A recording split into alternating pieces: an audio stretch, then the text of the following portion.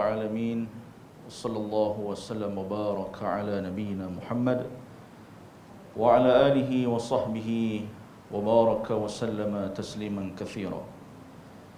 Subhanaka la ilma lana illa ma 'allamtana innaka antal alimul hakim. Wala hawla wala quwwata illa billahil aliyyil azim. Amma ba'd.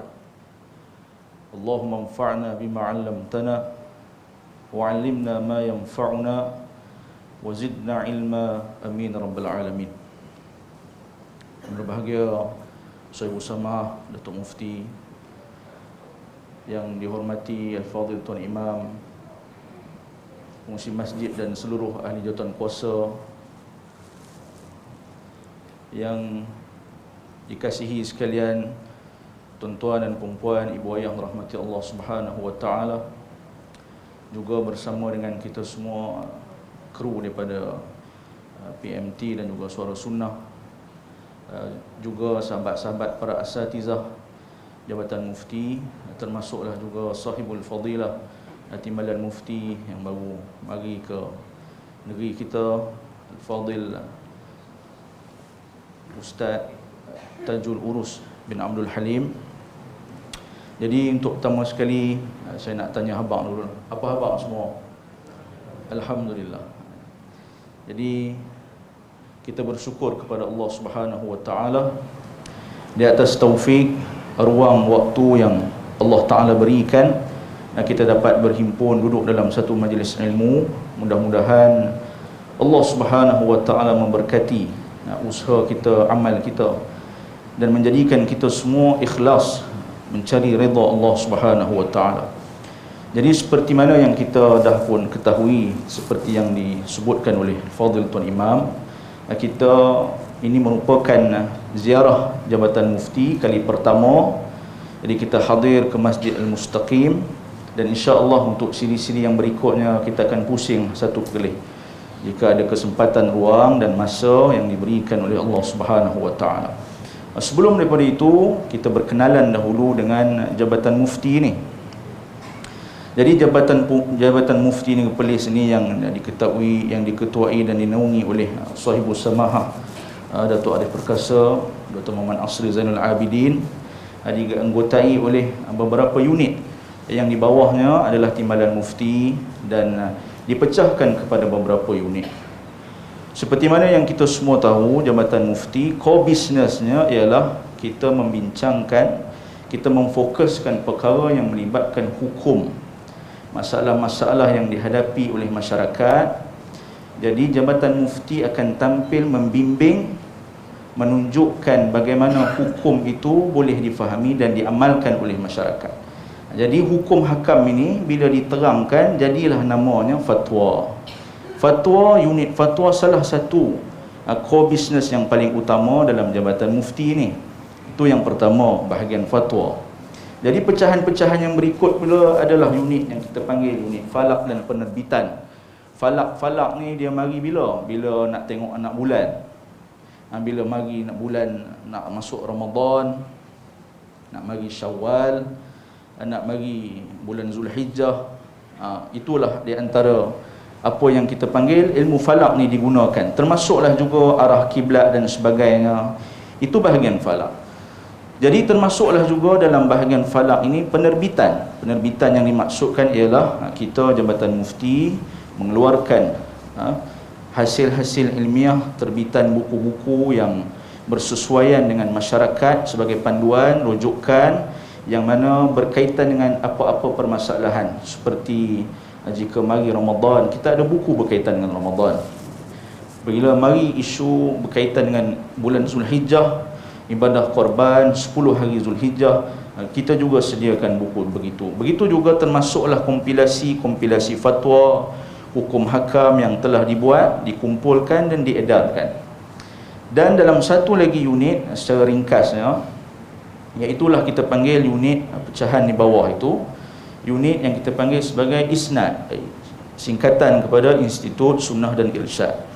Jadi fungsinya Institut Sunnah dan Irsyad ini ialah mengadakan sebarang aktiviti kemasyarakatan yang melibatkan kekitangan kerajaan, yang melibatkan orang ramai, yang kita adakan kursus-kursus tertentu seperti kursus jenazah, seperti kursus sifat solat Nabi SAW, seperti jika kita nak anak kita ataupun sesiapa melatih diri tahu selok-belok nak menjadi imam, kita ada sediakan akademi imam. Ada beberapa kursus yang bersesuaian, yang semuanya tujuan Jabatan Mufti ini ialah untuk membimbing masyarakat dengan tema kita ilmiah, mudah dan berkesan. Jadi itulah seberingkas pengenalan berkaitan dengan Jabatan Mufti, yang mana paling utama sekali kita nak sebut iaitulah core business kita berkaitan dengan hukum hakam, fatwa yang membimbing masyarakat menyelesaikan masalah-masalah yang namanya fatwa, iaitulah apa-apa permasalahan baru mari yang tidak ada penjelasannya dalam kitab-kitab terdahulu ataupun tidak ada penjelasan yang pernah disebut. Itulah serba-serbi secara mukadimah kita pada malam ini, penerangan tentang Jabatan Mufti. Jadi kita berbalik kepada tujuan asal kita berhimpun di sini, iaitulah kita bersama-sama ingin menadah ilmu, mengambil istifadah manfaat daripada sahibus samah Datuk Mufti kita. Beberapa soalan kita akan tanya kepada beliau dan insya-Allah kita akan sama-sama mengambil manfaat. Jadi apa abang Datuk? Ya, alhamdulillah. Jadi dia duduk dengan Datuk Mufti ini, kita seriau sikit, takut tercakap yang tak tepat nanti silap. Sebab yalah, kita biasa nak jadi pengurusi majlis ni biasa kita buka kitab saja. Takut kita tak mau terkeluar tajuk macam kita pula yang buka kitab. Jadi sepatutnya ni waktu ruang yang kita berikan betul-betul kepada Datuk Mufti untuk berkongsi ilmu dengan kita. Jadi kita terus kepada soalan yang pertama, Datuk, berkaitan dengan pertama isu rasuah. Isu rasuah yang hangat diperkatakan sekarang. Bukan baru lagi rasuah ni dah lama dah jadi. Jadi boleh ke Datuk terangkan pada kita semua rasuah ni, apa sebenarnya rasuah tu? Adakah rasuah ni dia jenis satu dosa kecil saja, cukup istighfar, cukup sedekah bagi makan orang susah, selesai rasuah tu? Ataupun adakah rasuah ni kira kalau sikit jumlah dia ambil rasuah tu tak apa, boleh dimaafkan? Adakah begitu? Jadi sebagai mukadimah ni kita cerita bab rasuah dulu. Jadi minta Datuk falyatafaddal mashkura. Assalamualaikum warahmatullahi wabarakatuh. Alhamdulillah wassalatu wassalamu ala Rasulillah wa ba'd. Yang dikasihi Al-Fadhil Ustaz Syahrir ni pun tok guru ya. Hari ni dia kena jadi pengurusi, dia buat kerja lain sikit lah. Yang dikasihi Al-Fadhil Ustaz Muhammad Tuan Imam yang sentiasa sedap suara dia. Saya hari ini, sebelum saya nak pergi, tadi Ustaz Syarif sebut tentang timbalan mufti, Ustaz Fadil, sahibul fadilah Ustaz Tajul Urus. Saya nak minta dia bangkit sikit kot, nak bagi orang perkenal, orang kelih kenal. Pasal kalau tidak tak kenal, nanti orang tengah yang mana satu dia boleh sebut tadi ni. Ustaz tengok sikit Ustaz. Dia Ustaz timbalan mufti Perlis, yang merupakan dulu bertugas di Jabatan Mufti Wilayah Persekutuan. Jadi kalau jumpa kat jalan, kenal timbalan mufti, dia asal orang Kelantan, tapi untuk Perlis. Jadi berkenalan lah. Sekali saya suruh tu bukan siapa, sekali masa duk makan kan boleh bersembang. Terima kasih. Balik pada soalan ni, soalan pusingan pertama ni soalan berat selalu ni, tentang rasuah. Ada orang kata jangan duk cakap rasuah ni bagi kerajaan dia cakap. Rasuah adalah sebahagian daripada tajuk di dalam agama. Dia di dalam senarai al-kabair, dia dalam senarai dosa-dosa besar. Dosa-dosa besar kerana ada laknat daripada Nabi SAW. Dalam hadis yang diriwayatkan oleh Abu Dawud, diriwayatkan oleh At-Tirmidzi, diriwayatkan oleh Ibnu Majah, Nabi SAW Hadis menyebut la'ana Rasulullah sallallahu alaihi wasallam ar-rashi wal murtashi, yang kebanyakan kita hafal. Rasulullah sallallahu alaihi wasallam melaknat ar-rashi dan al-murtashi, orang yang memberi rasuah dan orang yang menerima rasuah. Kerana perkataan laknat dia termasuk di dalam dosa besar bila dia laknat. Kalau dia dosa kecil dia tak kena laknat. Laknat yakni ibad anil rahmah, dijauhkan dia daripada rahmah. Kita tak boleh laknat orang, melainkan benda itu dilaknat oleh Allah dan Rasul. Hatta apabila dilaknat oleh Allah Rasul, hendaklah dilihat case by case. Tetapi secara umumnya perbuatan rasuah itu dilaknat oleh Rasulullah sallallahu alaihi wasallam, menunjukkan ia termasuk di dalam al-kabair, dosa besar. Kerana dosa ni ada dua bahagian. Satu dia panggil as-saghair, dosa kecil. Satu lagi al-kabair, dosa besar. Apa beza dia? Dosa kecil pun dosa juga, tapi dia dihapuskan dengan wudu, dengan salat, antara salat Jumaat dengan Jumaat. Tetapi dosa besar memerlukan taubat yang jelas, dan nanti kita akan sebut syarat taubatnya. Perkataan rasuah, rasyahu umpamanya ialah a'tahu, yakni memberi. Orang tu bagi, tu kita panggil rasuah. Kalau kita pi kepada SPRM, SPRM famous dah 3 hari ni. Kalau kita pi kepada SPRM tu, dia kata rasuah ni, lebih kurang ayat dia ialah pemberian, penerimaan, diterima ataupun pemberian suatu upah bagi dorongan, sebagai dorongan kepada seseorang individu bagi melakukan atau tidak melakukan tugasan rasmi, tugasan dia yang rasmi. So dia terima pun rasuah, dia bagi pun proses tu rasa. Nabi kata rashi dan murtashi, pemberi dan penerima. Pemberi dan penerima, itu takrifan SPRM lah. Para fuqaha di dalam kitab-kitab fiqh banyak takrif mereka, tapi saya tertarik dengan apa yang disebut Imam Jurjani. Dia kata simple, dia bagi takrif rasuah. Rasuah ni ialah ma'u'tiya li ibtalil haqq wa ihqaqil batil. Apa yang diberikan untuk membatalkan yang benar, yang berhak, dan menjadikan benar yang batil.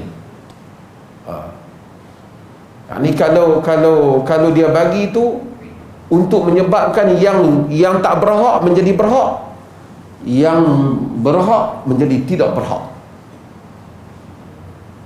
Itu rasuah. Rasuah. Dalam Quran Allah kata samma'una lil kadhibi akaluna lisyuh. Yani orang Yahudi ni dia samma'una lil kadhib, dengar kadhib, akaluna lisyuh. Dia makan suh. Suh ni sebahagian para ulama seperti Sa'id bin Jubair dan semuanya menyatakan suh ni maksudnya rasuah. Apa dia pemberian? Pemberian ni maksudnya kita bagi benda tu bukan hak kita dapat, ataupun benda tu hak orang lain, terbatal hak orang tu, kan? Kita rasuah dia supaya terbatal hak dia, rasuah juga. Mungkin kita tak dapat apa, tapi kita nak bagi dia, nanya ke dia, kita geram ke dia, umpamanya kita suap satu hakim, kita suap pihak polis umpamanya, kita suap pihak berkuasa supaya inayai dia tu, walaupun kita tak dapat apa. Ini semua termasuk di dalam dosa besar yang Al-Imam An-Nawawi rahimahullah dia sebut bahawasanya, dan disepakati oleh para fuqaha, nak taubat ni pada dosa ada 3 syarat. Apa syarat pertama? Kita tinggal dosa tu. Syarat yang kedua, kita menyesal. Syarat yang ketiga, kita azam tak mau buat dah. Itu taubat. Kecuali kata An-Nawawi rahimahullah, kecuali kalau membabitkan tentang hak orang lain. Membabitkan hak orang lain, yang ni tak boleh. Yang ni kena minta halal daripada dia. Kalau tidak, taubat tu tergantung, tak habis. Sebab itu dosa yang membabitkan orang lain ni, kita selalu ingatkan diri kita, yang ni panjang. Orang yang berzina, kita nampak teruk, berdosa lah, dosa besar juga. Tapi kalau dia insaf, dia taubat antara dia dengan Allah, habis. Tapi orang yang ambil harta orang, walau macam mana dia taubat pun tak selesai dia. Walaupun dia main masjid, lebamlah dari dia tu berulang, tak selesai. Dia kena pergi selesai orang tu. Jaga kita dengan harta orang. Jaga dengan masalah harta orang. Sebab itu dalam hadis yang diriwayatkan oleh Al-Bukhari yang selalu kita baca, Nabi SAW tengok satu lelaki, Nabi kata, "Kalla inni ra'aituhu finnar." Aku tengok dia di dalam neraka. Kan? Fi burdatin. Pagi satu helai burdah. Kan? Yang dia ambil pada hari perang Khaybar, lam tusibha al-maqasim, yang diambil pada perang Khaybar dengan cara yang tak betul. La tashta'ilu alaihi naran, menyalakan dengan burdah tu, selendang tu api kat atas dia. Dia mati pada jalan Allah Ta'ala. Tapi oleh kerana sehelai selendang diambil daripada pembahagian kerajaan dengan cara yang tak betul, dengan pemerintahan, pengurusan peperangan Nabi, Nabi kata menyalakan di atasnya neraka. Yang tu kita semua takut. Kita bertakut, kita ada urusan banyak. Harta adik-beradik kita, harta orang, jangan buat mudah. Nabi kita sehelai ni, sehelai selendang ni, padahal dia mati dalam jalan Allah. Semua kata syahid wa huwa fil jannah, syahid dalam syurga. Inni ra'aituhu fin nar li burdatin akhadaha yawmal khiyabah lam tusibha al-maqasim. Selendang yang diambil pada hari perang Khaybar yang tak betul pembahagiannya. Ini satu hal yang wajib kita tahu, bahawasanya dosa orang-orang yang terlibat dengan harta orang tak dapat diselesaikan, termasuk rasuah, melainkan dengan selesaikan dengan individu berkenaan. Para ulama menyebut sedikit perincian tentang hal ini. Dia kata, kalangan mereka menyebut, jika sekiranya dia ambil tu rasuah, dia ambil, yang mana rasuah tu kawan tu terpaksa bagi, sedangkan hak memang kawan tu punya, hak kita, tapi dia tak mau bagi, dia guna kuasa dia supaya kita tak dapat hak kita. Dia kata, bagi duit kat suap aku dulu, baru aku bagi. Tapi memang hak tu kawan tu punya. Ini banyaklah tuan-tuan pergi dulu siapa, saya sebahagian negara termasuklah negara Arab macam Mesir, kita pergi, kita nak periksa apa, beg kita tu, beg kita tak ada masalah apa, dia buat masalah dalam beg kita, dia tak boleh lepas, dia tunjuk kat belakang jari, kita tahulah dia minta tu. Kalau kita tak bagi, tak naik kapal terbang ke tak, sangkut dengan dia. Punya fauda negara orang Islam. Mesir tu ada Azhar ni. Lah ni mungkin elok sikit, tak tahu sejak Covid ni. Dan kadang-kadang naik bas, dia tak mau teruskan bas tu, orang terpaksa bagi ke dia. Kalau hal yang macam tu berlaku, ataupun kita lah urusan takbir ni, hak kawan tu kita tak mau bagi, kita nak suruh dia swap kita tu, wajib kita bagi balik duit tu kat dia. Wajib. Kalau 20 orang, kena 20 orang lagi. Sekali mungkin kan tu tanya, habis kalau tak jumpa lah, tapi dia kena bagi balik. Kalau itu hukum asal, yastahil, dia kena minta halal daripada orang. Okey. Kalau tak jumpa, dia tanggung dosa.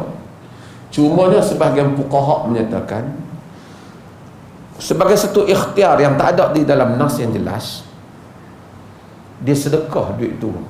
Sedekah pun tak dapat pahala dia, dia bagi balik kepada fakir miskin, kepada siapa-siapa yang memerlukan, orang nak kahwin kau tak ada duit kau, fakir miskin kau, don't worry, mereka ni tak berdosa. Mereka bukan ambil rasuah, mereka ambil duit yang rasuah kau tu.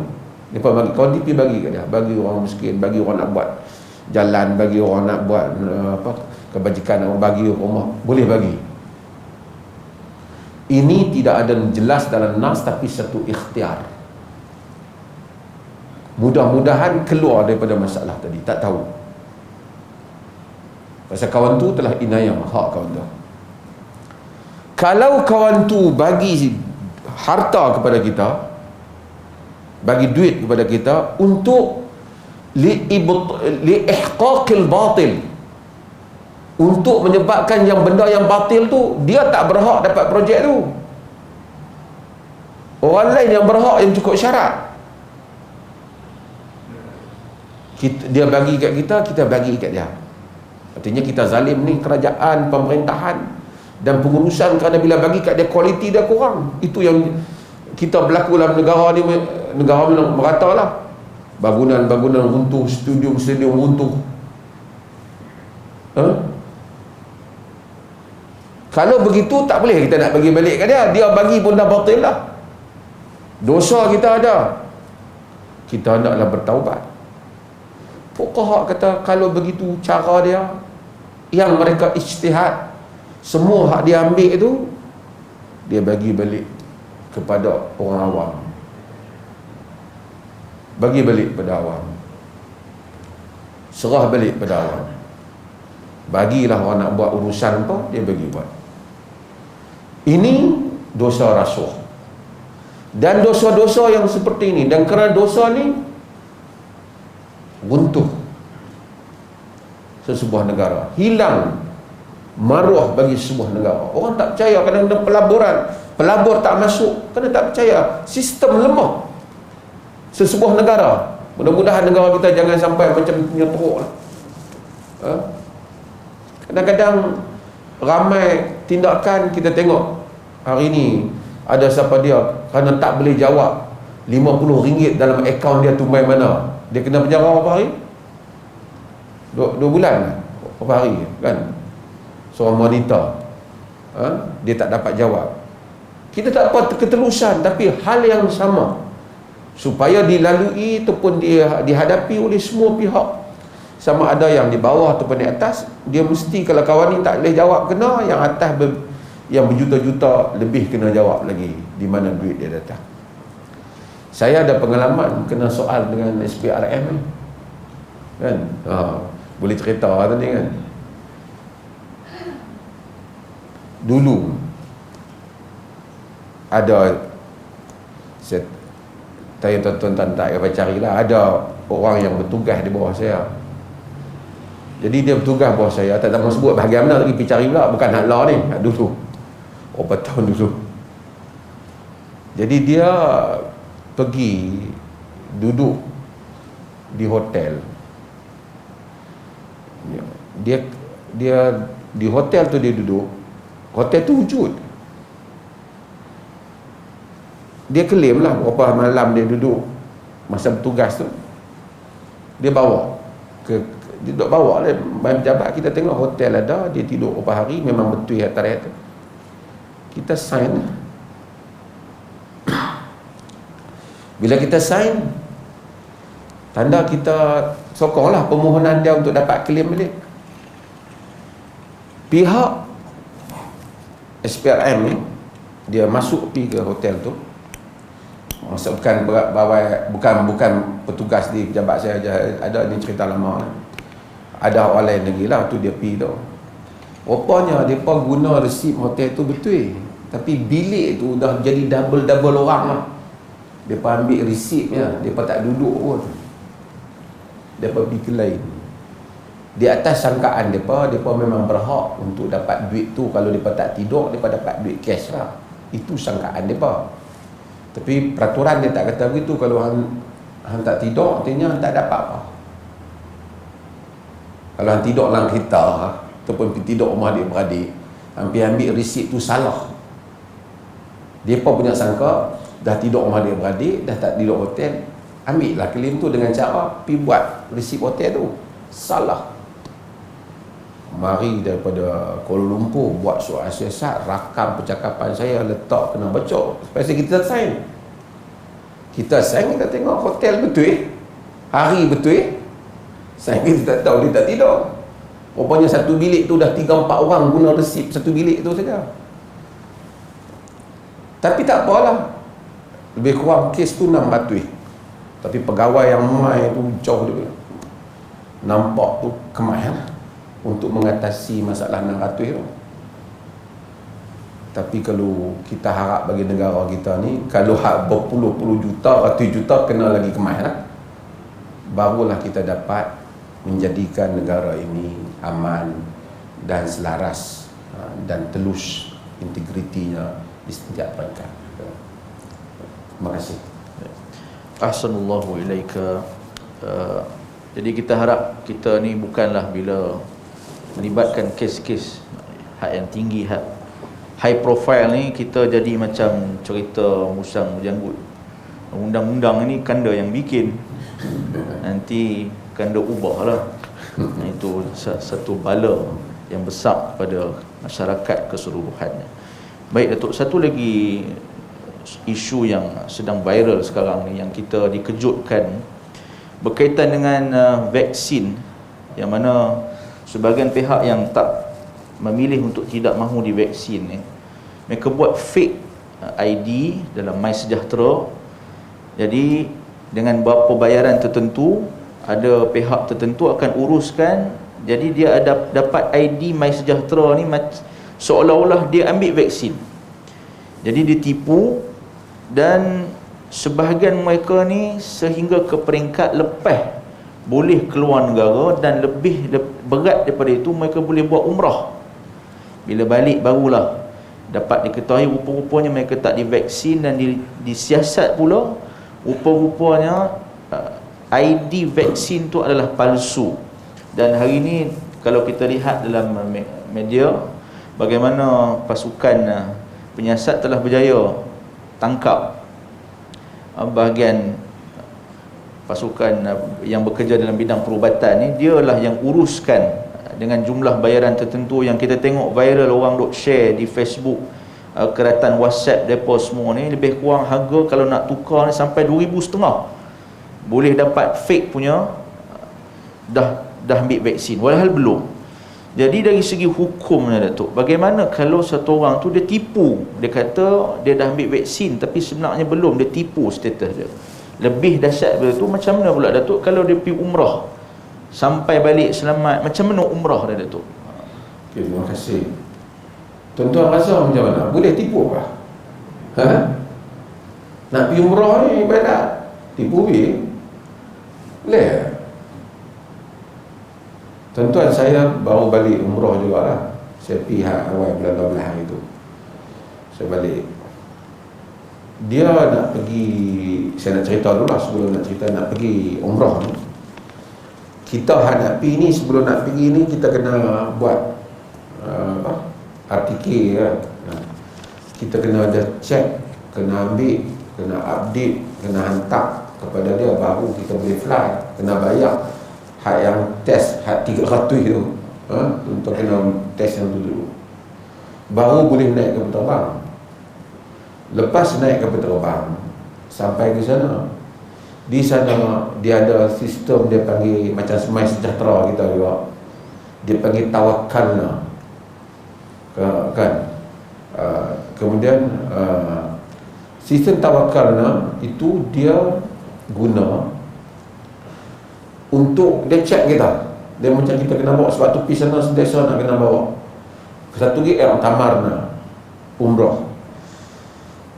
Dia kita tak boleh pi masuk raudhah ke apa, melainkan kita kena, semua kena daftar di situ. Dan dia bagi tahu time bila kosong, time bila banyak, time bila kosong tu tak ada lah, time bila kurang, time bila merah. Logik daripada sistem dia buat tu, sampai kita nak tawaf bawah tu, hanya yang kita masa umrah saya boleh. Masa kita tak umrah, kita tawaf di atas. Kita tawaf yang betul di Kaabah, tuan-tuan tengok tu, semua orang yang kena pakai pakaian umrah. Dia tak benar kan. Melainkan sebahagian orang dia tipu lah. Dia pergi pakai pakaian umrah, kain ihram, dia pergi tawaf situ. Sebenarnya dia tipu lah. Tapi dia hanya nak bagi orang yang tak mau ni, tak mau crowded, tak mau zahmah. Okey. Bila kita nak naik kapal terbang balik, dia test lagi sekali. Suppose naik kapal terbang tu semua okey lah, kan? Bila sampai KLIA, sekali lagi dia test. Tu test kita tu 2-3 hari ya, baru keluar keputusan. Saat ni kita nak potong gelang, kena balik, kita kena kuarantin. Sekali lagi kita test. Okey. Ikut-ikut tu macam banyaklah test dia. Arab Saudi, tuan-tuan, masa saya ada pilih kes dia lebih kurang 30 lebih 40 lebih keseluruhan Arab Saudi. Tapi bila dibuka umrah, geng-geng yang ada COVID ni pergi dengan apa? Dengan CJ Pasu tu lah. Saudi pun dah jadi ribu. Tu saya nak cerita fenomena dia dulu. Pertama, tuan-tuan, kita pergi pada dalam Musnad Imam Ahmad, Sayyidina Umar bin Khattab radhiyallahu anhu. Dia kata Nabi kata ke dia tawaf. Nabi kata apa? Innaka rajulun qawi fala tuzahim 'ala al-hajar al-aswad fatu'dhi ad-dha'if in wajadta khalwatan fastalimhu wa illa fastaqbilhu wa hallil wa kabbir. Nabi kata, Omar, kau ni orang kuat. Rajul qawi. Jangan duk pi lumpuh pi berasak di masjid di Hajarul Aswad tu. Fatu'dhi ad-dha'if, nanti orang lemah akan sakit dengan kau. Pasal kuat kan? Kalau ada ruang, Nabi kata kau ciumlah Hajarul Aswad tu. Kalau tak ada, kau menghadap daripada jauh, kau la ilaha illallah, Allahu akbar, cukup. Padahal nak cium Hajarul Aswad tak mau bagi sakit orang. Macam mana kalau kita pergi bawa penyakit bagi jemaah sakit? Ni hadis ni. Dan dia rasa tak salah. Kita ni, kita lupa satu hal. Agama ni bukan dia tanya hubungan kita dengan Allah ya. Hubungan kita dengan Allah dan hubungan kita dengan manusia. Orang yang, adakah orang yang nak beribadat kepada Allah tapi menyakitkan orang lain? Itu yang kita sebut dulu. Orang sembahyang, Allah suruh. Kuat dalil, Nabi suruh orang sembahyang jemaah. Kuat besar ada sembahyang jemaah. Tapi Nabi kata apa, orang makan bawang putih boleh main tak? Tak boleh. Man akala min hadhihi syajaratil khabitha fala yaqrabna fi masjidina.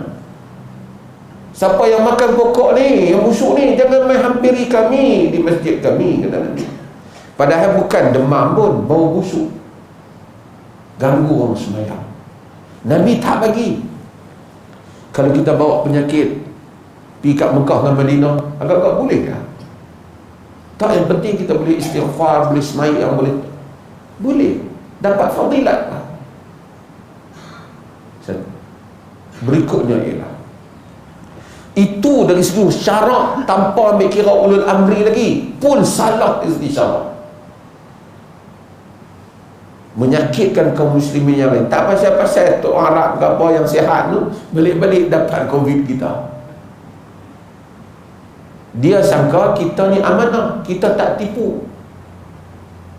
Kita man ghashana falaysa minna. Siapa yang tipu orang Islam bukan di kalangan mereka, kata Nabi. Tipu. Agak-agak kalau kita tahu satu orang tu mungkin ada penyakit, dia tak test apa, kita duduk tepi dia. Kita tak duduk tepi dia dalam keadaan macam tu. Yang seterusnya ialah kita jangan ambil ringan soal mentaati ulul amri dalam perkara yang memang syarak suruh taat. Ada orang ni dia anti kerajaan. Daripada kecil yang dia tahu dia kerja nak lawan semua benda. Dan dia anggap lawan kerajaan tu dapat pahala. Ada kala perkataan yang benar di hadapan pemerintah yang zalim menjadi jihad. Tapi nak kena tarifkan dulu lah betul ke zalim.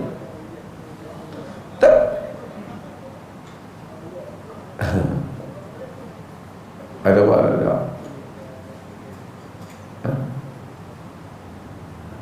Tok Bilal nanti lu kita. Ingat Tok Bilal jatuh ke? Apa nama?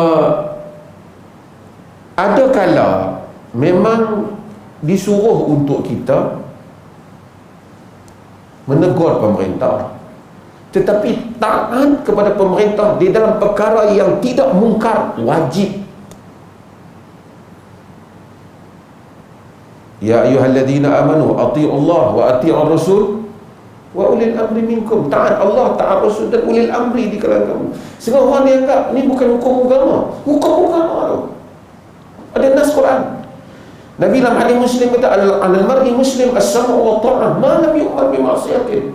Fa idza umira bi ma'siyatin fala sam'ata wa la ta'ah. Di atas individu muslim wajib dengar dan taat selagi tidak disuruh pada benda maksiat. Bila suruh benda maksiat tidak ada dengar, tidak ada taat. Maksudnya taat kepada kerajaan di dalam perkara yang tak maksiat wajib. Ada orang yang ingat benda ni politiknya. Allah ni jenis mengampu.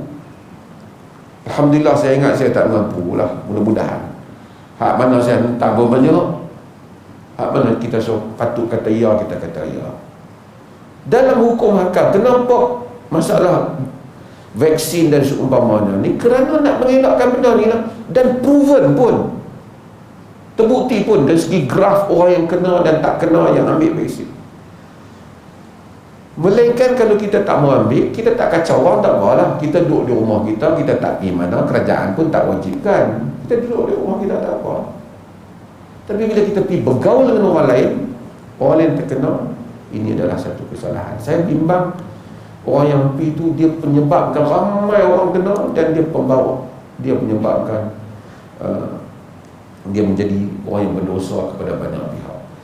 Kalau kita dah buat langkah semua dah buat, ambil vaksin apa semua, kena juga, tak apalah, kita taklah boleh kata dah kena juga, tak payahlah kan. Orang tak boleh kata lah dah. Orang kata hang bawa kereta dengan laju sangat, tu bahaya ni. Anak kita kata ada pakcik tu bawa motor pelan pun belagak.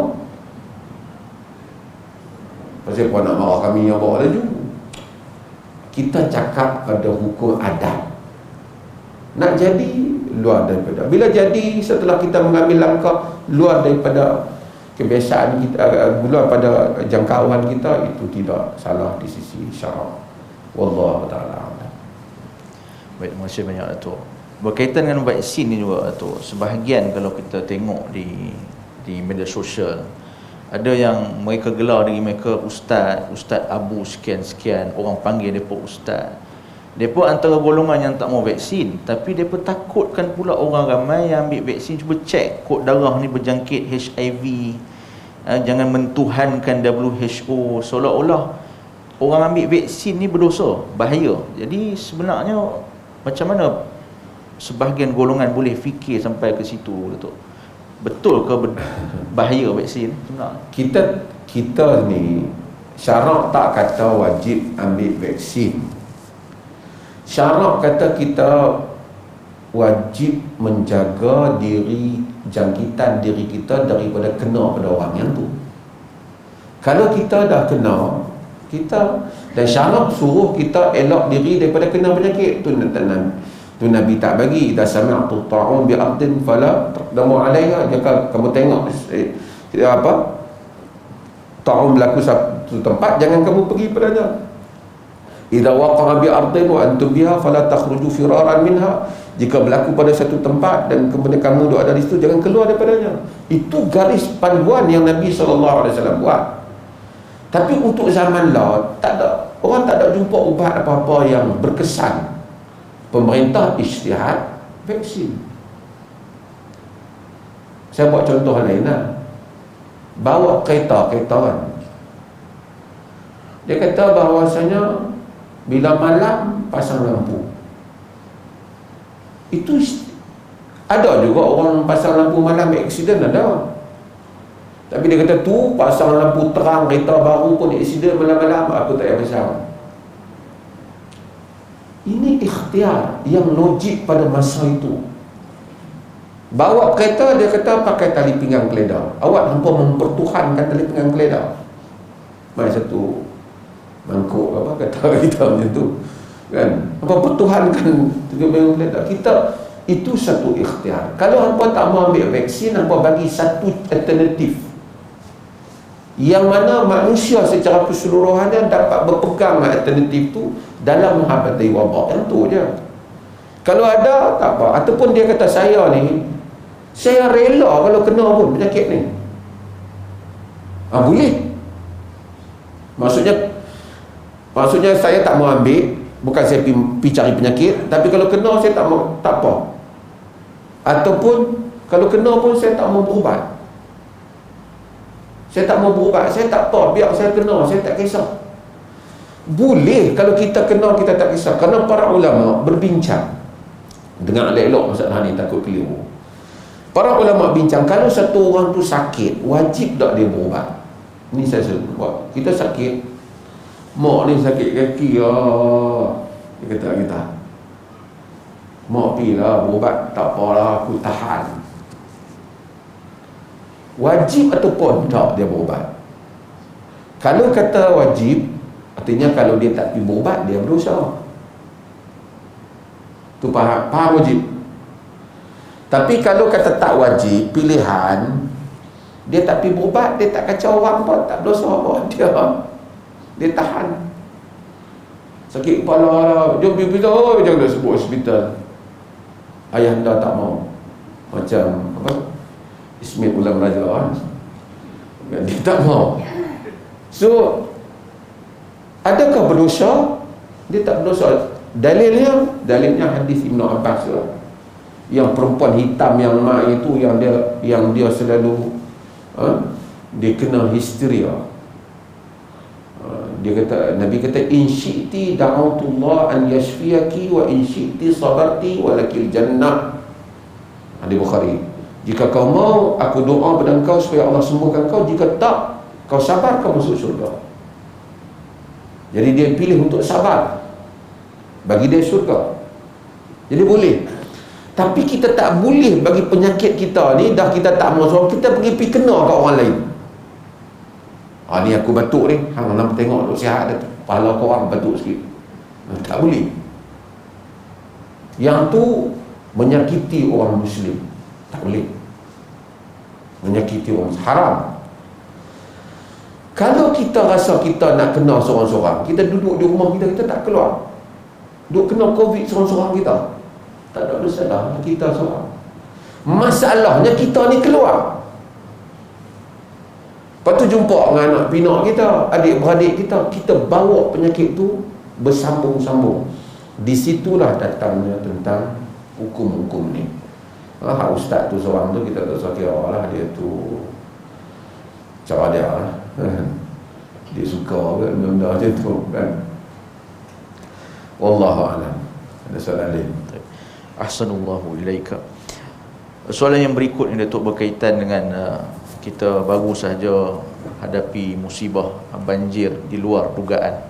Sebahagian negeri ada yang memang dah saban tahun hadapi banjir, tapi ada juga tempat yang memang di luar dugaan mereka. Mereka ingat banjir ni biasa saja, tengok-tengok sampai habis tak nampak bumbung, sampai tinggal tangga rumah saja dan sebagainya.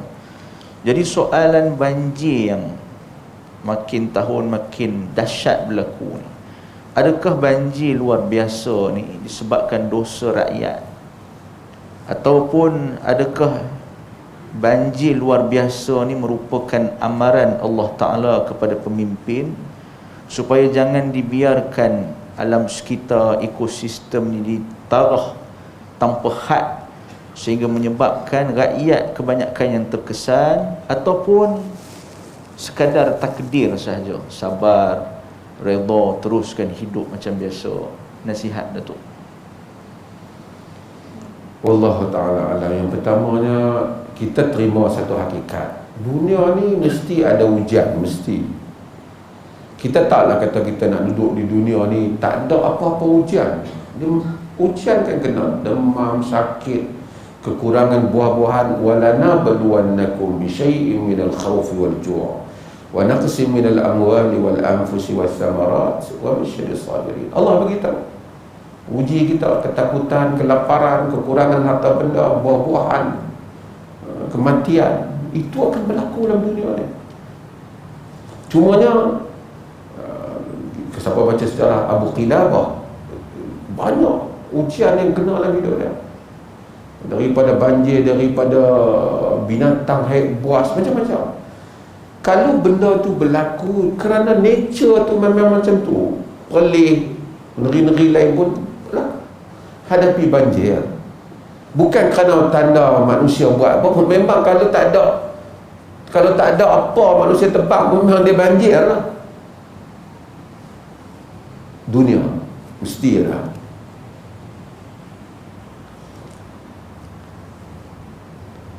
Itu bahagian pertama. Bahagian ni kita tidak timbul masalah, kita anggap ujian Allah.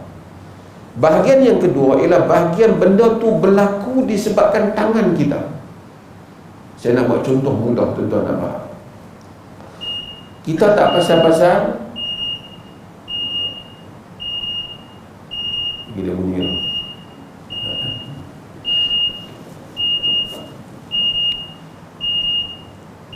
Apa kali tu? Okay, sekejap lagi kita azan sekejap. Okay. Kita tak ada sebab apa-apa, kita dah ambil langkah kesihatan semua, kita demam je, sakit.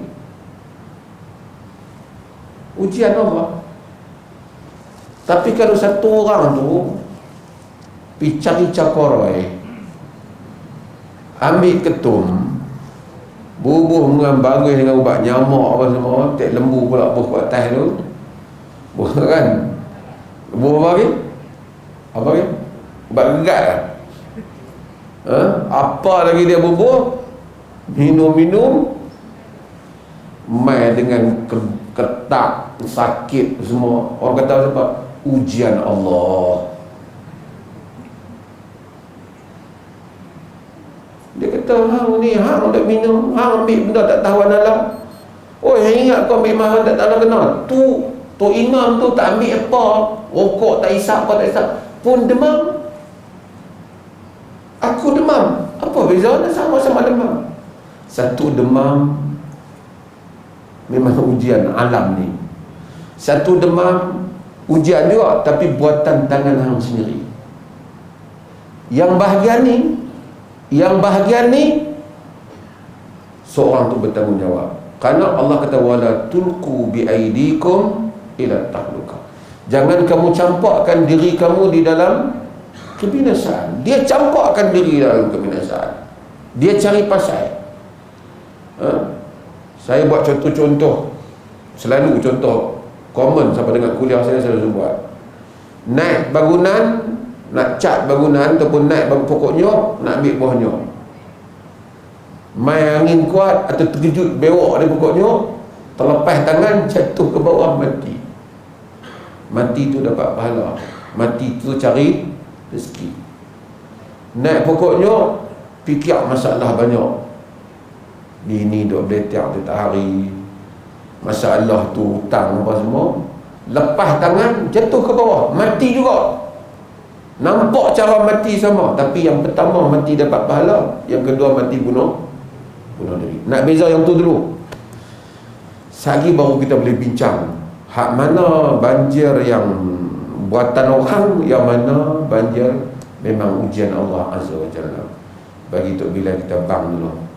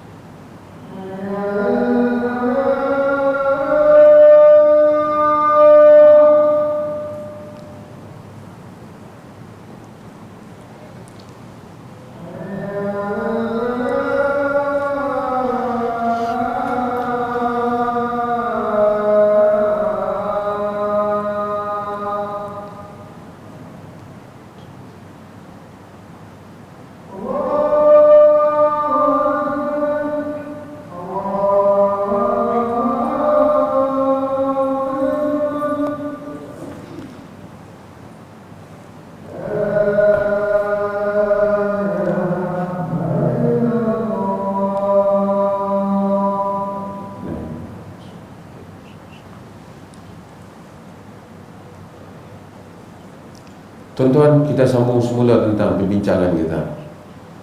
Ni hak rakam ni dia kena sambung dua-dua ni. Kalau sekiranya satu hal itu berlaku memang alam macam tu, tak ada masalah. Kita tak terbabit, jangan tangan kita. Sebab tu Nabi SAW kata, Allah dalam hadis Abu Dawud yang saya sebut ni, sawwaballahu man qata'a syajaratan sawwaballahu ra'sahu finnar. Siapa yang potong pokok bidara, Allah celup kepala dia dalam neraka. Sawwaba ni yakni Allah rendahkan, khafada akhfata, yakni Allah rendahkan kepala dia dalam neraka. Ulama-ulama dulu mereka bincang pasal apa potong pokok bidara kena rendam kepala dalam neraka. Di kalangan mereka kata mungkin mansukhut, di kalangan mereka kata pokok Mekah ya kot. Tapi Abu Dawud yang meriwayatkan hadis ini dalam Sunan Abi Dawud, dia menyatakan bahawasanya kerana pokok itu orang duk lindung jadi tempat teduh orang. Bila pengembara di padang pasir atau pengembara di jalan, dia pun panas semua. Bukan ada tempat-tempat R&R dulu, tak ada. Ada pokok. Pokok yang bertahan di padang pasir ialah pokok bidara ni. Bukan saja orang, binatang pun berlindung di bawah pokok tu. Mai satu orang tak ada satu pasal, sebab tak ada, gatai tangan terbang. Nabi kata Allah celup kepala dia dalam neraka, tekan kepala masuk neraka. Maksudnya orang ni hati perut dia cukup tak elok. Tempat boleh orang duduk elok, pasal apa yang nak pergi terbang? Satu, itu yang saya sebut. Dan agama ni tuan-tuan, dia ada unsur ini. Bukan, dia memang tekankan unsur ni. Dalam hadis yang diriwayatkan oleh Imam Muslim Abu Hurairah, Nabi SAW katakan, laqad ra'aitu rajulan yataqallabu fil jannah fi syajaratin qata'aha min dhahri tariq kanat tu'dhin nas. Nabi kata, aku tengok satu orang lelaki duduk bernikmati nikmat dalam syurga, disebabkan kenapa? Dia potong satu pokok yang duduk tengah jalan, duduk menyakitkan orang. Pokok tu duduk di jalan, jatuh, kena kaki orang, ganggu orang. Dia dengan ikhlas ubah pokok tu ke tepi. Nabi kata, aku tengok dia sedang menikmati nikmat dalam syurga. Tengok, jaga kebajikan orang. Dalam riwayat At-Tabarani, Nabi SAW kata, man adhan muslimin fi turuqihim wajabat alaihi la'natuhum. Siapa yang menyakitkan orang Islam di jalan mereka, wajib ke atasnya laknat mereka. Artinya, tuan-tuan, kita tak usah cerita balak ke apa dulu, kita cerita kita ni. Tak pasal-pasal pitok barang kat jalan, orang lincin jatuh. Apa saja kita buat, apa saja kita buat, dia menyakitkan orang. Sebab itu yang Nabi kata, ittaqul la'anain, takutlah kamu kepada dua yang dilaknat. Sahabat tanya, wa man la'anan ya Rasulullah, apa yang dua dilaknat? Nabi kata, alladhi yatakhalla fi tariqihim aw fi dhillihim, atau yatakhalla fi tariqin nas aw fi dhillihim. Orang yang buang najis di tempat jalan orang ramai ataupun di tempat teduh mereka. Pipi gayat, ya Allah, siapa punya kerja ni? Kita asalnya tak boleh laknat. Kalau kita laknat orang, laknat tu menjadi ke tak? Siapa dia yang akan timpakan laknat? Siapa yang akan timpakan laknat? Kita ke Allah? Allah yang timpakan laknat. Kalau kita laknat orang, Allah tak timpakan, buat apa kita nak takut? Tapi Nabi kata, takutlah dua yang kena laknat. Maksudnya, orang Melaka katakan, orang tak lahanat betul siapa dia buat kerja ni kan. Nabi kata, kamu kena takut laknat tu. Maksud laknat tu kena. Kalau tidak, nak takut untuk apa? Kalau dia tak kena, buat apa untuk kita takut? Nabi SAW suruh kita takut kerana dia kena. Yang demikian ini dibuat dalam di dalam Mirqat al-Masabih. Dia kena. Sebab tu orang yang kalau buat macam tu kena, ini yang saya sebut tuan-tuan, kalau orang tu tadi kan, potong pokok bidara, Tuhan celup pada dalam neraka. Kalau kita potong pokok hanya kepentingan kita sampai rumah orang tenggelam, bukan jalan orang, agak-agak macam mana dosa dia? Potong pokok sampai habis rumah orang. Yang hebat tu balok tu boleh main tepi rumah, tapi dia kata tak ada siapa potong, dia potong sendiri. Tak ada siapa salah, artinya tak ada siapa yang salah. Balok tu main sendiri, sama-sama kawan-kawan dia duduk sembang-sembang, balok tu dia potong diri dia, timbul main turun depan rumah orang. Kalau dibuang air najis bukan di rumah orang, di tempat teduh orang, kat pokok tu orang duduk berteduh, kita satu orang pergi kencing tu buang air besar, orang main-main, ya Allah, boleh kita duduk tadi, dia perangai, dia laknat tu kena. Agak-agak orang yang pergi tebang pokok apa, sehingga bukan segala air najis masuk dalam rumah orang, masuk dalam masjid, masuk di sekolah. Saya pergi dulu sangat, dahsyat. Saya taklah kata pasal lalak dulu sangat, dahsyat banjir ni. Tak tahulah sebab apa, kena buat kajian lah. Tapi pelik lah kejadian-kejadian tu. Orang kata tak ada balok yang ditebang, tapi ada balok yang main. Balok tu kita tak tahu balok mana.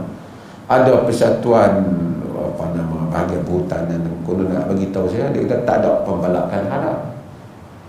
Ada yang kata haram. Memanglah haram pun jadi tak haram lah kalau kita bagi lesen. Dia kata tak ada siapa potong balak, tapi orang ambil gambar, botak habis. Yang tu banyak persoalan pun nak kena jawab lah. Satu Suruhanjaya nak kena ada. Dan ini pun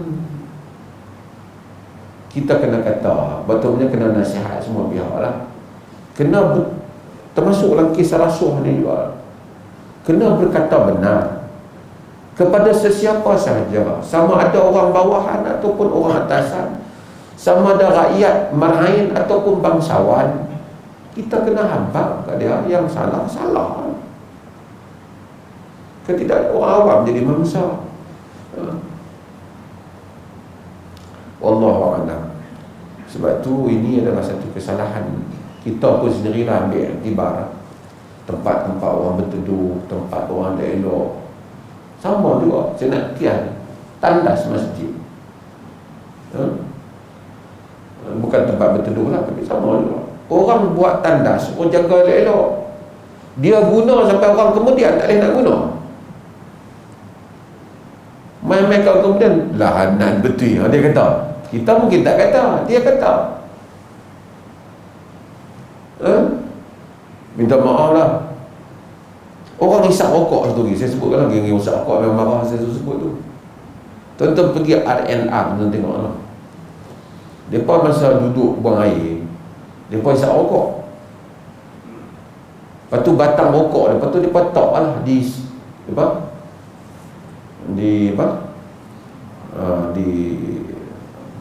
panggil apa tu? Tempat flash waktu, tempat ayam. Tuan-tuan tengok semua tanda-tanda orang, kebanyakan tu ada hitam bekas api rokok. Tu harta awam tu. Peruntukan tu bukan tu.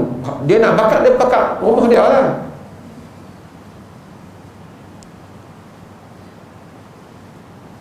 Ini semua tuan-tuan, kita guna harta awam. Kita kadang-kadang duk cakap mereka ni menyalah guna harta awam. Kita kena fikir diri kita lah. Kita guna harta awam tu, tandas ke apa, tarik elok. Macam mana kita tarik tandas rumah kita? Rumah kita tarik elok, takut patah. Mesti rentak sekali, patah. Baru pasang kepala paip, ya Allah, dia buka dengan pelayar lah. Saya nak sebut masjid-masjid ni kan, kepala paip nak ambil wudu, buka dia elok lah. buka patah. Kita pun heran kadang-kadang kepala paik yang ambil wuduk di patah. Mungkin dia nampak syaitan banyak boleh tampak kepala paik kan, ganggu dia nak ambil wuduk ke apa. Cuba tengok kepala paik masjid, patah yang tu patah. Basuh apa? Kalau dia loose tu mungkinlah banyak kali orang ni bilik ayam patah kepala tu. Tu harta awam tu, jangan dia fikir harta awam kita guna tanah awam sama juga. Tutup pintu elok. Rumah kita tutup elok. Lepas kita guna, cuci elok. Ada hukum syarak tu di situ. Sekali kita guna harta awam, kita kalau sebab tu kita ni, kita sentiasa nampak kat orang betul salah. Kalau kita dapat tempat tu, kita 2 kali 5 yang tu lah. Cuma tuan tengok, tak ada parti politik dalam negara ni yang tak memerintah, pakat merintah habis. Apa kesimpulan tuan tengok? Minta maaf lah yang parti mana-mana. Kesimpulan dia 2 kali 5, 5 kali yang tu ya. Masa duduk bawah dia punya pukul hebat, dia naik atas, dia habis korang tu juga. Dia kadang-kadang tak ada 5 hari dia lagi zakat ni. Sebab kita ni lah. Kita ni lah. Macam kita harta awam dia pun guna. Kita pun harta awam kita guna hari-hari. Jaga harta awam, jangan rosak. Allah. Ahsanullah. Boleh lagi masih ada sikit. Ada kesalahan? Ada lagi? Okey, boleh. Tuan-tuan dan puan-puan rahmati Allah Subhanahu Wa Taala, kita lebih kurang 1-2 soalan lagi boleh ya? Jadi harap tak sakit lutut lagi lah. Tak apa, masjid ada jamu kot. Saya dulu ni duduk pokok ni dulu ni kan. Ni kira ramai masjid ni lah. Dulu saya main kapet lama, dia main kapet baru ya. Baik Datuk, ada soalan yang berkaitan dengan kekeluargaan pula.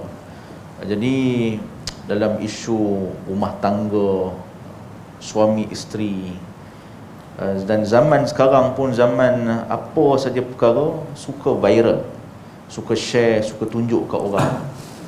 Mari birthday dia akan rakam, dia tunjuk dia sayang pasangan dia. Barangkali benda-benda tu baik, tapi ada juga 1-2 sisi buruk.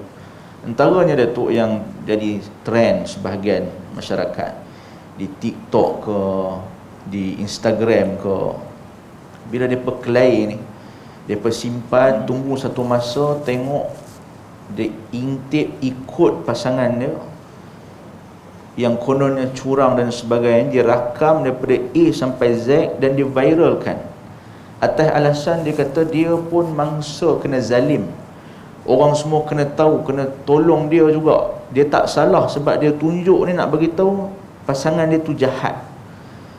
Jadi ini bukannya 1-2 kes, banyak dah orang buat perangai yang sama. Bukan nak share hak baik-baik saja, hak buruk-buruk macam ni pun nak di-share. Aib suami dan isteri dan sebagainya. Jadi apa pandangan dalam syariat berkenaan perkara ni Datuk? Terima kasih. Ini pun masalah media sosial ni. Saya tengok juga kes ni, ramai orang tanya tapi saya malas nak jawab ya. Cuma dah Ustaz sebut ni, saya nak sebut di sini. Pertama, suami isteri. Kita ni, kita sendirian, kita selalu fikir hak orang Muslim lain, hak orang Muslim lain. Hak orang Muslim lain tak baik buat nanya orang Muslim lain, tak baik buat orang jangan Muslim lain. Tapi kita selalu lupa isteri kita tu saudara Muslim kita, kita tak boleh buat nanya lah. Suami kita juga macam tu. Kadang-kadang kalau kita buat dosa dengan isteri kita pun, dengan suami kita, kita rasa macam tak apa berdosa sangat, dia tu memang duduk dengan kita pun. Ini salah cara kita fikir. Dia adalah Muslim.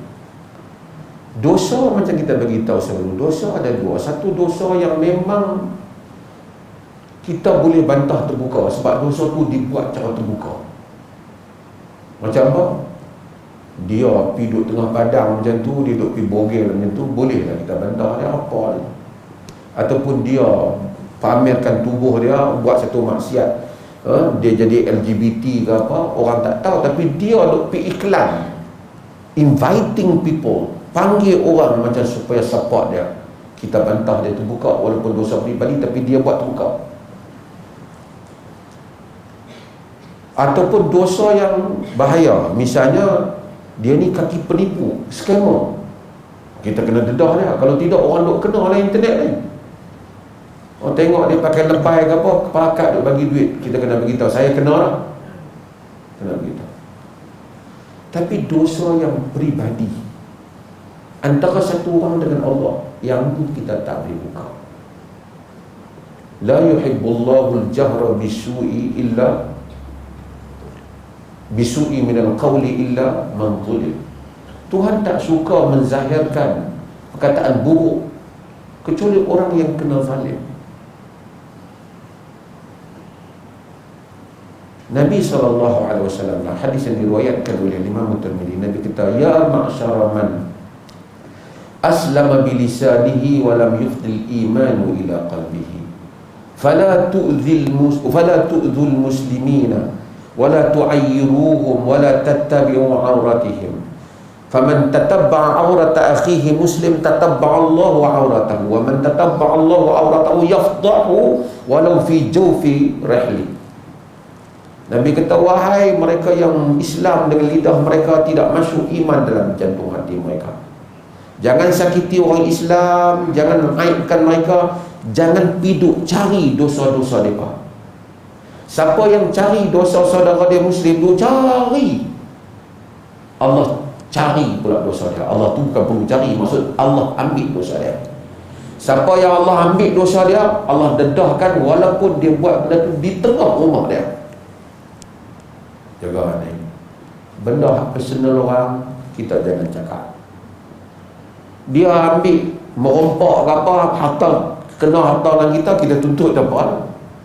Tapi benda dia dengan isteri dia, dia dengan pasangan dia, kalau kita nak cegah, kita pergi cegah kalau depan mata kita. Tapi pergi ambil gambar viral bubuh di dalam internet, dosa itu lebih besar daripada dosa hak dia tu buat.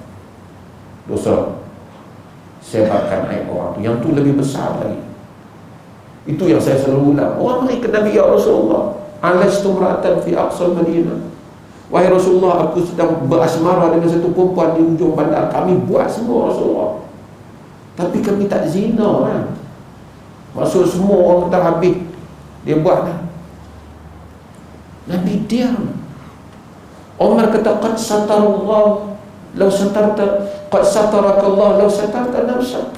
Allah tutup aibmu, kenapa kau tak tutup aibmu?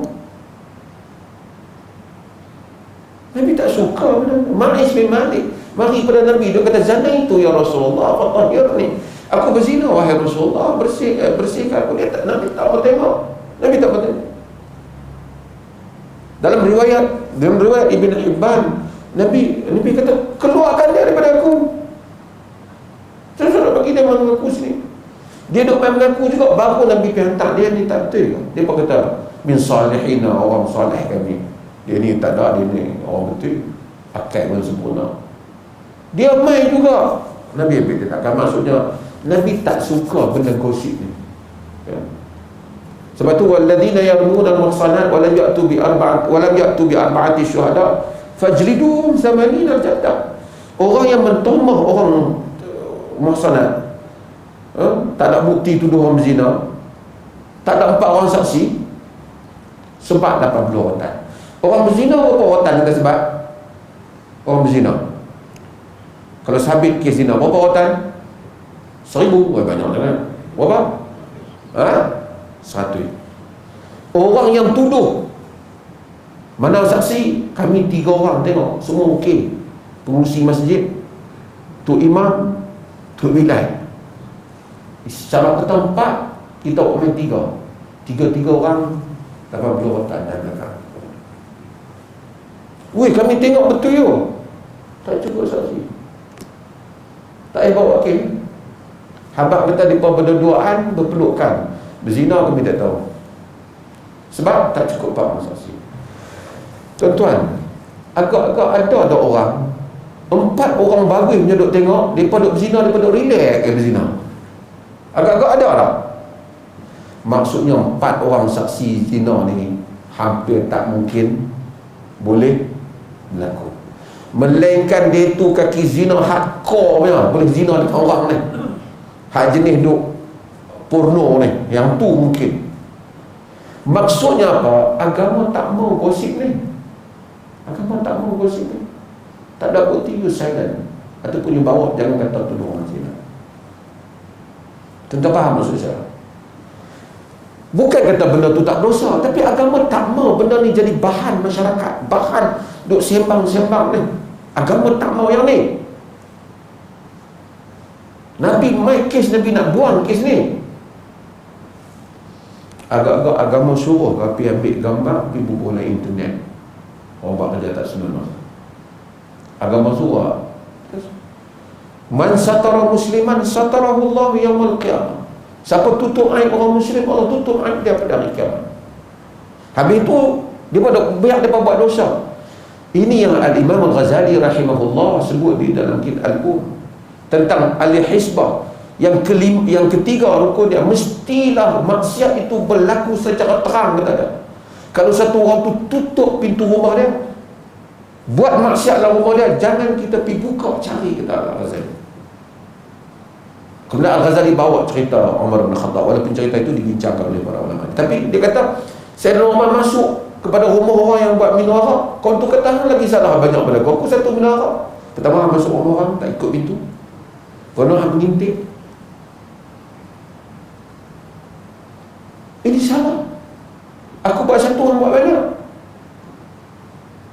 Sebab itu isteri kalau dia tak marah dengan suami, buat kerja tak, kita ada penyelesaian dia, tuntut fasakh sajalah. Tuntut fasakh saja. Suami kalau tak puas hati dengan isteri, bukan cerita pergi bubuh dalam tu. Tak puas hati kalau isteri curang, pergi li'an di mahkamah. Sebab suami ni peruntukan dia besar sikit, membabitkan maruah dia, takut anak dalam perut tu bukan anak dia, ada peruntukan li'an. Isteri tengok suami macam tu, buat apa nak berbual tu? Malu diri dia, malu anak-anak dia. Saya bukan kata sokong suami tu, tapi agama tak suruh buat macam tu. Bubuh dalam internet, semua pakai ulas, padan muka. Mungkin dia ada anak, mungkin hari ni hang baran, mungkin 5 tahun lain benda lain. Anak-anak membesar. Ini semua perkara yang salah. Dan termasuk juga pihak berkuasa agama. Tak boleh bubuh benda ni. Hampa pergi buat operasi, bubuh dalam internet, tak boleh. Termasuklah juga wartawan yang tengok ni.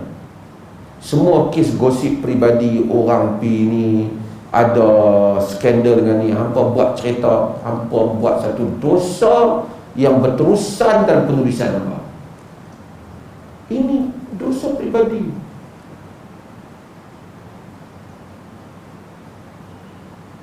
Nak buat laporan orang tebang balak sampai balak jahanam rumah orang, ada pasal itu awam kena. Ini dia dengan Tuhan dia. Kalau kita tak berhati, apa ada surat taubat?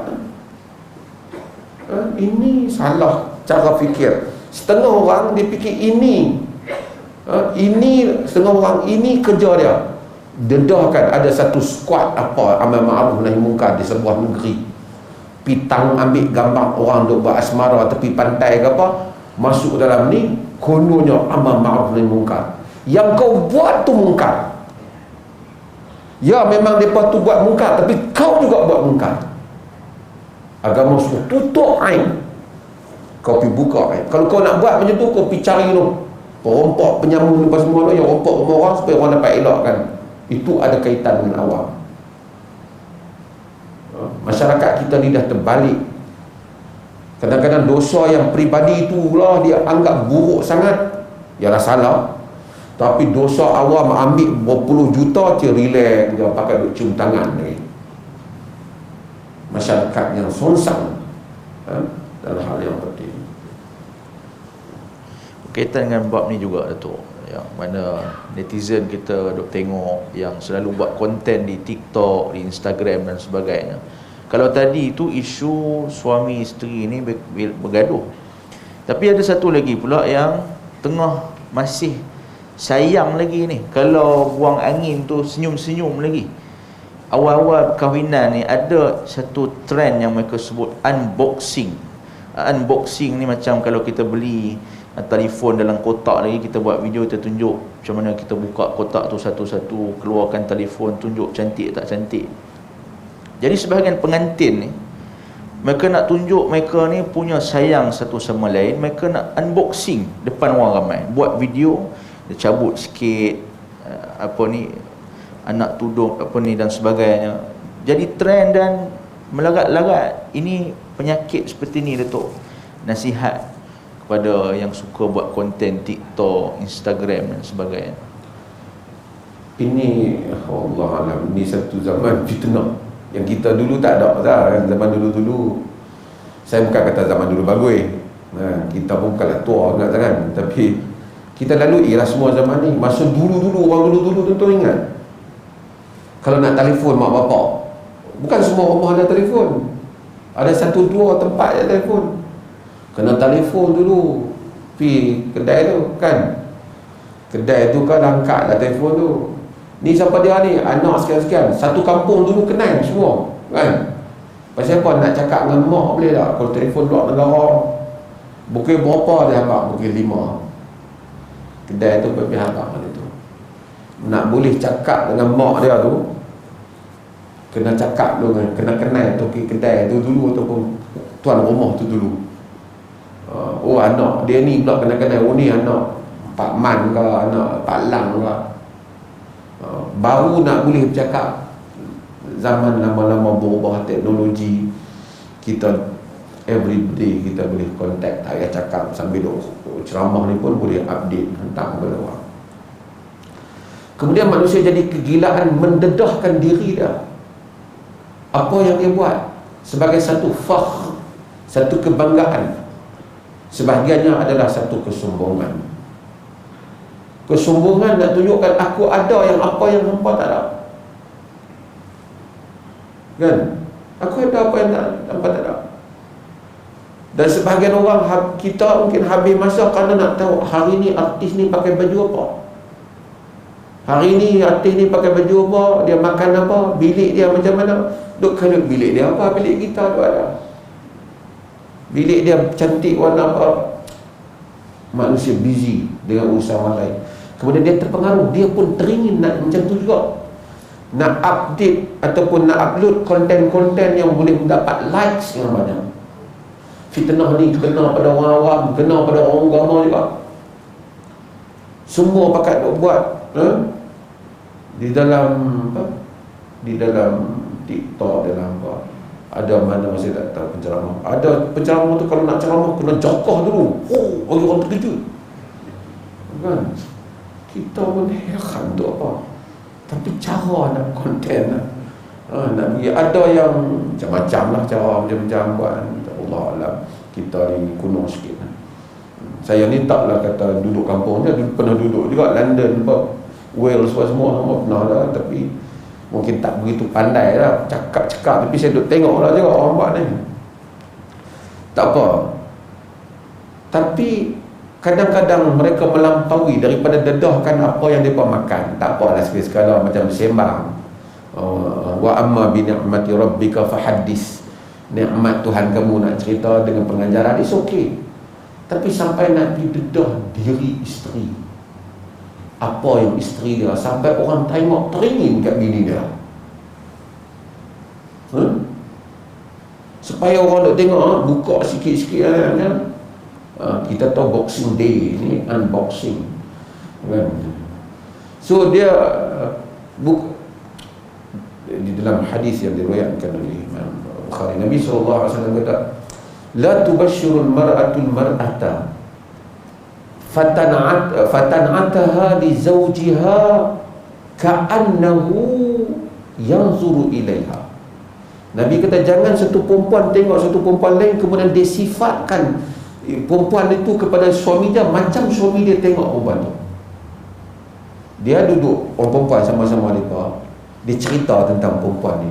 Oh, dia kata isteri dia tu ataupun dia tu badan dia langsing, kulit. Suami dia dengar terliok kan, macam tu lah. Ka'annaha yanzuru ilaiha, seakan-akan dia tengok. Nabi tak bagi perempuan duk pergi cerita, melainkan tujuan cerita dia, yang duk cerita kat aku siapa, nak suruh abang ambil dia lah, buat doa, bagus lah kan. Kalau dia tujuan macam tu. Kalau tak ada tujuan yang macam tu, dia tidak boleh sifatkan tentang tubuh orang lain kepada suami dia. Dalam hadis yang diriwayatkan Al-Bukhari tadi. Kenapa? Kerana itu akan mengundang, membangkitkan syahwat suami dia terhadap orang yang bukan dia nak nikah pun.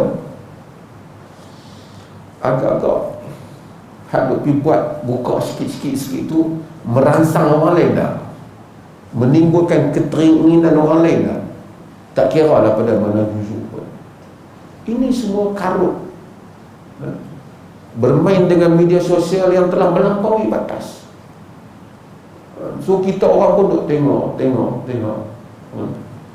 Tuan-tuan, semua kita sama lah, kita semua duk ada benda ni. Kita pun kadang-kadang orang hantar nak main tengok kan.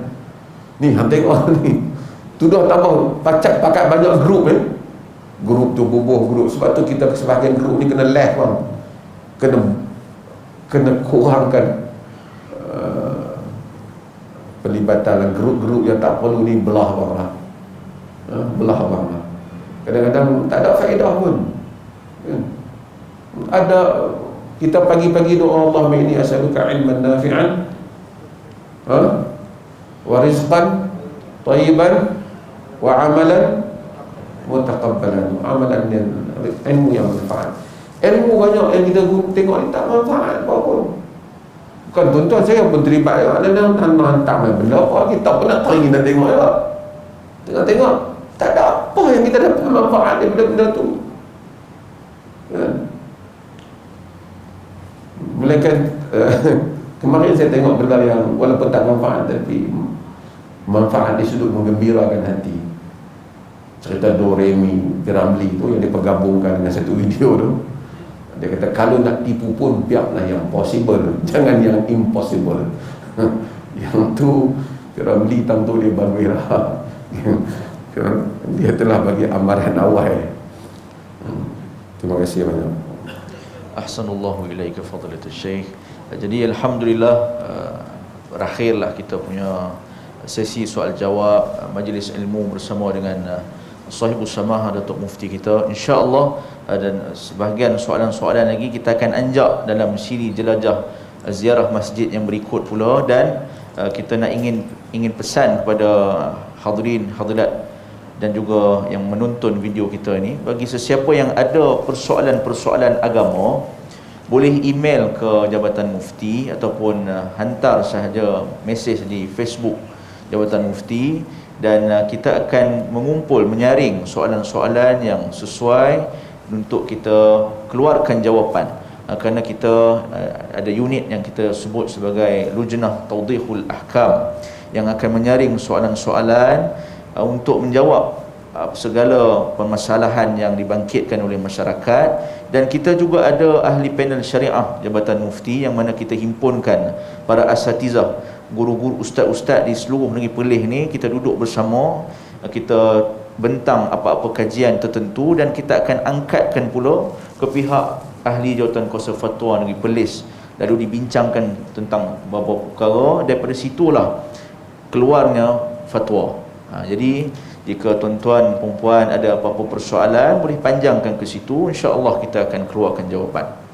Jadi mudah-mudahan Allah Subhanahu wa taala merahmati majlis kita ini. InsyaAllah kita akan bertemu lagi di lain waktu, dan siri-siri ziarah masjid yang berikut. Mudah-mudahan Allah Subhanahu wa taala meridai perhimpunan kita, dan sama-sama kita membaca tasbih kifarah. Subhanakallahumma wa bihamdika asyhadu an la ilaha illa anta astaghfiruka wa atubu ilaik. Hadza wa sallallahu ala nabiyyina Muhammad wa akhiru da'wana alhamdulillahi rabbil alamin. Assalamualaikum warahmatullahi wabarakatuh.